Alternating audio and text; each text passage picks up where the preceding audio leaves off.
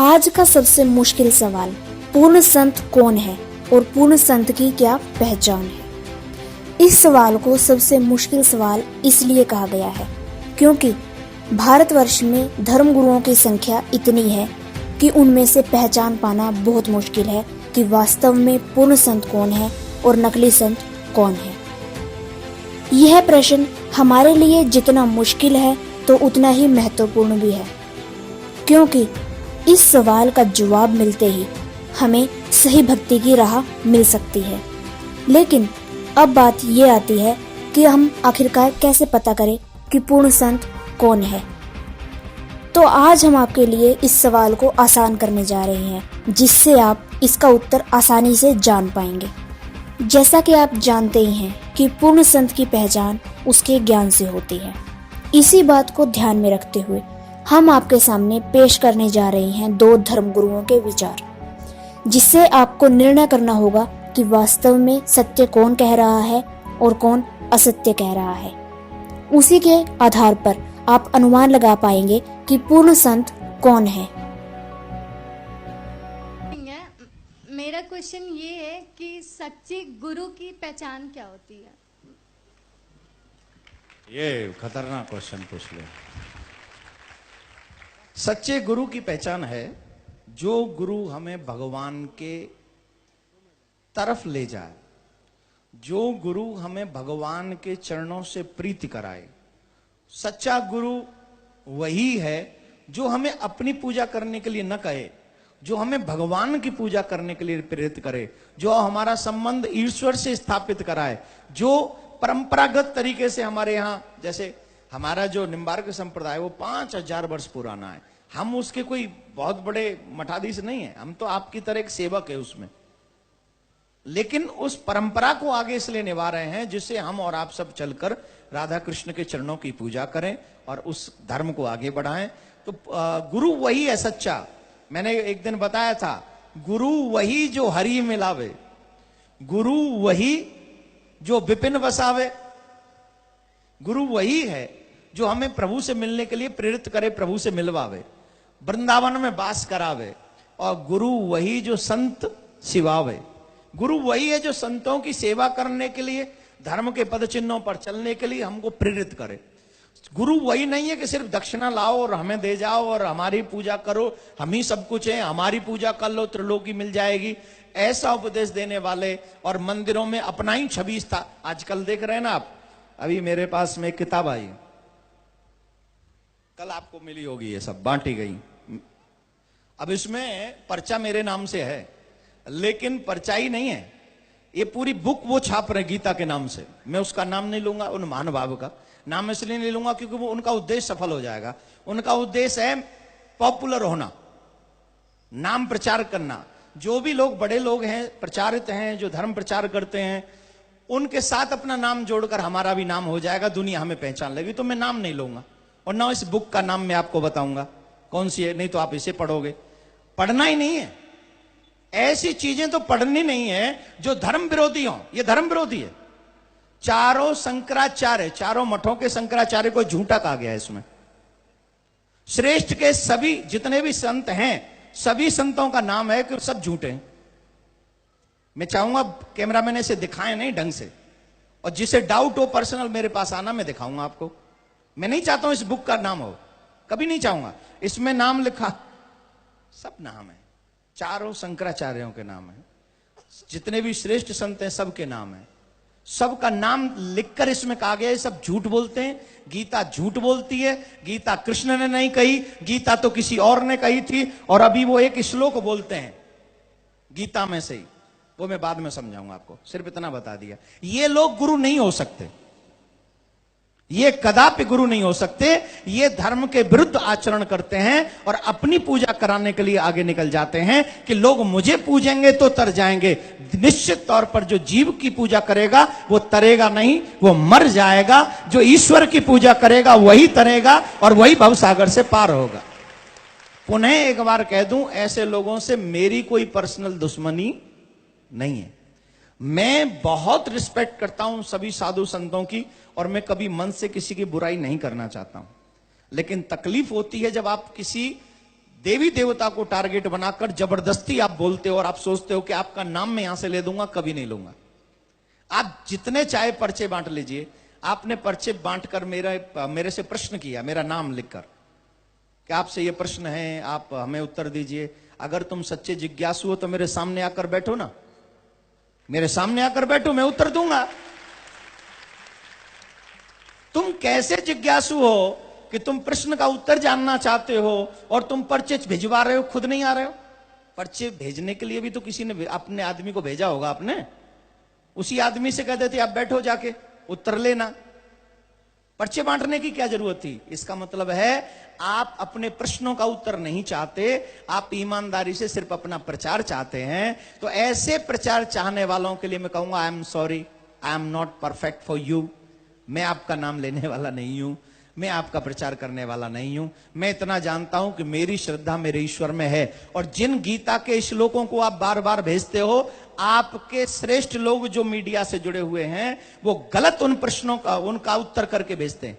वो उसका उत्तर वो नहीं है। कविम का मतलब वो नहीं है जो आप कहते हैं। कविम का मतलब है श्रेष्ठ वो लोग जो भगवान के चरणों में पूर्ण रूपेण समर्पित हैं, जो परम तत्व को जानते हैं, जो ईश्वर कृष्ण को जानते हैं, वो कवि है। आपने जितने भी उत्तर भेजे हैं वो सब जो भी लगाते आप अर्थ करते हो। और इसमें जो लिखा है कि गीता और कृष्णा, ये गोरखपुर की प्रेस, गीता प्रेस गोरखपुर, गलत है। आप ऐसा लिखते हो। जिस गीता प्रेस गोरखपुर ने हमारे धर्म को इतना आगे बढ़ाया, वो गलत हो सकती है? वो अपना दूध से अभिषेक नहीं करवाते थे, प्रसाद नहीं बंटवाते थे। वो ये सभी संत हैं जिन्होंने अपने धर्म का प्रचार किया और भारत की जनता को आगे बढ़ने के लिए। जो अपने आप को गुरु बनाकर पुजवाने की कोशिश करता हो, ऐसे गुरु नहीं हो सकते। मैं इतना ही आपसे कहूंगा।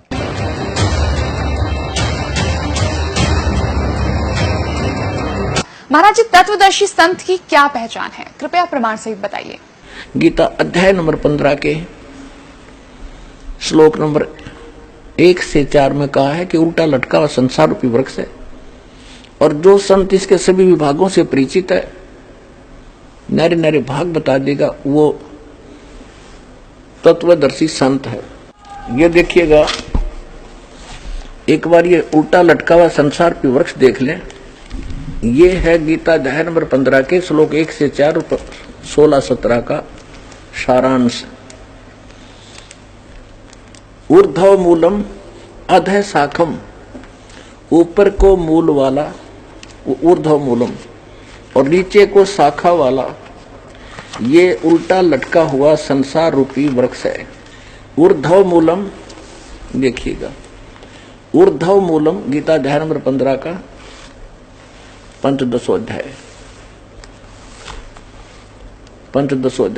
प्रथम मंत्र। ऊर्ध्व मूलम अधः शाकम अश्वत्थम प्राहु अव्यम छंदासी यस्य प्रणानी ये तम वेद स वेदवित। इनका अनुवाद पढ़िए। आदि पुरुष परमेश्वर रूप मूल वाले, यानी आदि पुरुष परमेश्वर पूर्ण परमात्मा तो समझो इसकी जड़ है। आदि मूल रूप परमेश्वर रूप मूल वाले आदि पूर्ण परमात्मा तो समझो परम अक्षर ब्रह्म है। ये परम अक्षर ब्रह्म है। ये बताते आदि पुरुष परमेश्वर रूपी मूल वाले अधः शाखम, यहां गलत कर दिया इन्होंने। अधः माने इन्होंने कर दिया ब्रह्मा मुख्य, ब्रह्मा रूप मुख्य शाखा वाले नहीं। अब देखो, इसमें दूसरे मंत्र में अधः 2 बार है। अधः अधः अधः च ऊर्ध्वम, ऊर्ध्व माने ऊपर, अधः माने नीचे। यहां देखना, इन्हीं का अनुवाद है।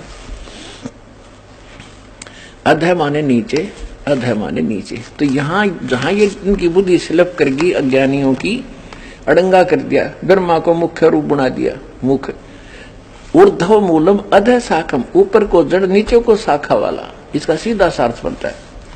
ये संसार रूपी पीपल के वृक्ष को अविनाशी कहते हैं। वेद जिसके पत्ते कहे गए हैं, वेद जिसके पत्ते कहे गए हैं, और उस संसार रूप वृक्ष को जो पुरुष, जो व्यक्ति मूल सहित यानी जड़ से लेकर पत्तों तक तत्व से जानता है, सह वेदवित, वह वेद के तात्पर्य को जानने वाला है, अर्थात वो तत्वदर्शी संत है। अब ये देखिएगा, अब क्या इससे सिद्ध हुआ कि जो ऊपर को जड़ और नीचे को तीनों शाखा वाला और पीपल का संसार रूपी पीपल के वृक्ष को सभी विभागों सहित जानता है। छंदासी, छंद माने टुकड़े, उसके सारे विभागों को जानता है। स वेदवित परमात्मा 600 वर्ष पहले आए थे। तत्व ज्ञान वो स्वयं बताया करते हैं। सच्चिदानंद ब्रह्म की वाणी कहलाती है वो, उसको सूक्ष्म वेद और तत्व ज्ञान भी कहा जाता है। उसमें परमात्मा ने 600 वर्ष पहले अपनी वाणी में कहा है, अक्षर पुरुष एक पेड़ है, निरंजन वाकी डारे, तीनों देवा शाखा है, भाई पाते रूप संसार। ओए होए, ये भगवान, इन बातों तो भगवान पहचान लो जिनको हमारे विद्वान पुरुष महर्षि मंडलेश्वर नहीं समझ सके इस गीता के आशय को। और परमात्मा ने 600 वर्ष पहले अपने तत्व ज्ञान में लिख रखा है कि अक्षर पुरुष एक पेड़ है। जमीन से जो बाहर दिखाई देता है उसको पेड़ कहते हैं। तुरंत जो बाहर का हिस्सा है उसको अक्षर पुरुष कहा है परमात्मा ने। और उससे फिर एक डार निकलती हो उसको सर पुरुष ज्योति निरंजन कहा है। गीता अध्याय नंबर 15 के श्लोक नंबर 16 और 17 में 3 पुरुष है, सर पुरुष, अक्षर पुरुष और उत्तम पुरुष तू अन्य। परमात्मा उदारता ये लोक तरम आविश्य विभर्ती अवेश्वर है। जो सबका धारण पोषण करता है वो श्रेष्ठ भगवान, वास्तव में अविनाशी परमात्मा जिसको परमात्मा कहा जा सकता है, वो तो एक सरपुरुष अक्षर पुरुष से अन्य है। और वही तीनों लोकों में प्रवेश करके सबका धारण पोषण करता है। यानी वृक्ष का धारण पोषण मूल से होता है। और मूल कौन है? वो परम अक्षर ब्रह्म है। तो परमात्मा ने स्वयं बताया था अक्षर पुरुष एक पेड़ है और सरपुरुष वाकी डार, ज्योति निरंजन कहो, सरपुरुष कहो। और तीनों देवा शाखा हैं, रजगुण ब्रह्मा, सतगुण विष्णु, तमगुण शिव जी और पात रूप संसार। अब मूल रह गया, उन्होंने मूल का जिक्र नहीं किया इसमें। मूल को बताने के लिए दास भेजा। यदि कोई यहां आकर अननोन स्थान पर कोई जाकर खड़ा हो जा और कहे कौन है तू, वो कहे मैं डीसी हूं, चल अपना काम करे, होगा डीसी। और उसके साथ कोई उसका गनमैन हो या कोई और अधिकारी हो, वो जाके कभी हटियो डीसी साहब आ गए, अच्छा डीसी साहब आ गए, तो सारे एक तरफ हो जा। तो ऐसे स्वयं परमात्मा ये कस थोड़ी सी छोड़ गए, सारे नौकर हो तो ये दास भेज दिया उनका नौकर, हट जाओ भाई, ये परमात्मा है और ये है वो परमात्मा। अरे सब न मानने पड़ेंगे क्योंकि ये परमात्मा ही है। अब देखिएगा ये उल्टा लटका हुआ संसार रूपी वृक्ष, इसका पूरा चित्र देखो, ठीक है। अब यहां बताया परमात्मा ने, ये देखिएगा ये जमीन से बाहर जो दिखाई देता है ये हिस्सा, इसको कहा कि अक्षर पुरुष एक पेड़ है। ये तना तो अक्षर पुरुष है और सरपुरुष वाकी डार, ये ज्योति निरंजन काल और तीनों देवा शाखा है, भाई पाते रूप संसार। हम तो यहां पर हैं।